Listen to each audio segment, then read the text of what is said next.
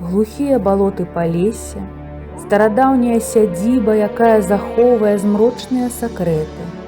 Малады навуковец этнограф Андрэй Беларэцкі прыязджае сюды, каб вывучаць паданні, але неўзабаве разумее, ён апынуўся ў эпіцэнтры кашмару. Тут, у тумане, блукае прывід блакітнай жанчыны. У сценах старога замка хаваецца малы чалавек, а па начах раздаецца гук рога, які абвяшчае аб пачатку дзікага палявання, дзе дзічынай становяцца людзі. Легенда абвяшчае пра праклёны, цягнецца з глыбіні стагоддзяў.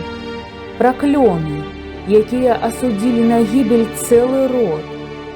Апошняя наследніца роду Яноўскіх, юная Надзея, жыве ў вечным страху, ведаючы, што яна наступная мэта прывіднай конніцы караля Стаха. Андрэй Беларэцкі, ён верыць у логіку і факты, і яго расследаванне прывядзе да разгадкі. Акунуцца ў свет, дзе гісторыя пераплятаецца з фальклорам, а загадка ахутана балотным туманам. Уладзімір Караткевіч. Дзікае паляванне караля Стаха. Хто адважыцца разгадаць гэтую таямніцу?